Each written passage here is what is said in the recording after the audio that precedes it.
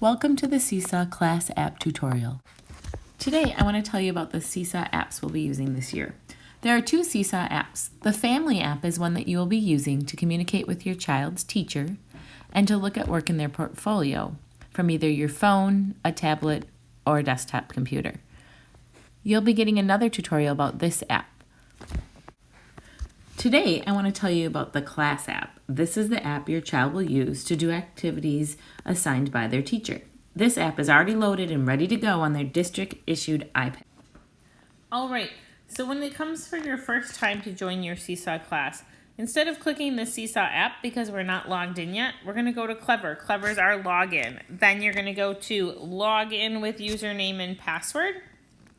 It's going to take you to something that says login with Google. You're going to click on that.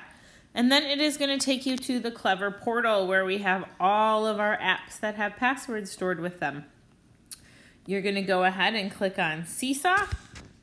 And then it is going to log you right into your class.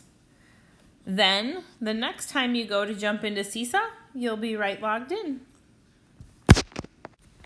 Once you've launched the app, you're in your child's journal view. I think of it a little bit like Facebook, where you can scroll through and see all the work that they have put into their journal. If your student has more than one Seesaw class, they can go ahead and click on their name in the left upper corner. And here you'll see all their Seesaw classes. This student only has one class, but if they would have art, music, or other teachers, they would look here for those classes.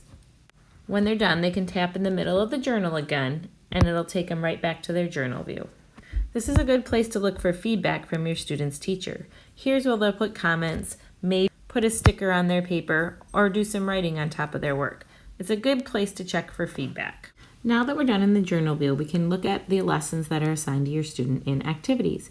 The light bulb shows a number 2, which means there's 2 activities waiting for this student. Go ahead and tap on that. This then takes you to the directions. There's also a spot where the student can have the directions read to them. Make sure the student reads all the directions, and then they can tap on the picture on the left-hand side of the directions to take them to that activity. Here we'll see the lesson that they're expected to complete. They should watch a video, listen to the story Owl Moon, watch a lesson from their teacher, and then finally, when they're finished, complete the graphic organizer. When they're done, they can head back by hitting the X. Then they can add a response by hitting the Add button. This will take them to their graphic organizer. Here they can use all of the Seesaw tools to fill it out. They might want to use the markers at the bottom or the text tool where they can tap it and it will allow them to type into this graphic organizer.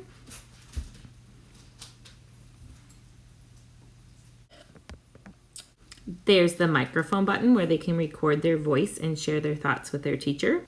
There's also a spot where they can tap and it will open it up for them to be able to take a picture or even upload a video that they might want to share. And finally, there's a spot where if they tap on it, they can get shapes and background, which they might not need for this, but it's available to them for other lessons where they might need to add that. Up here, this allows them to zoom into the work, and this button allows them to undo something that they've done and they want to change it. If at any time they want to view the instructions again, they can tap here and it will take them back there. Finally, when they're all done, they can tap the green check mark to turn it in. If they're not quite finished, they can tap draft and it will save it for them to work on later.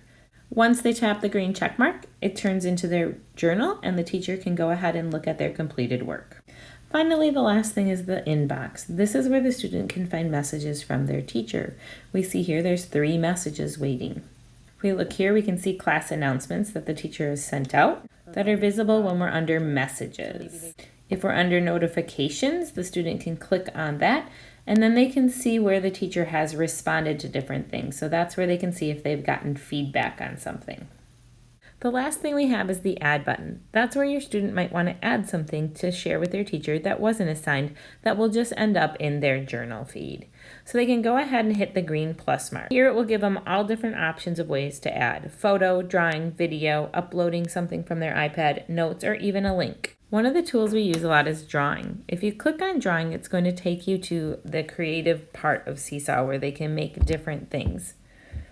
Add a text box, type something in. They can even change the format by hitting the 3 dots below. Students can also add a voice recording to this and share that with their teacher. They can add a photo or upload a video from their camera roll, and they can also add backgrounds and shapes. And finally, they can use the tools at the bottom to write and draw. They can change the color, and they can do all different things with those tools. When they're all done, they're going to hit the green check mark and submit it to their teacher, and it'll drop right into their journal roll. Here we see the item has been uploaded and waiting for teacher approval. We hope that helps you better understand the Seesaw Class app we'll be using with your child this school year.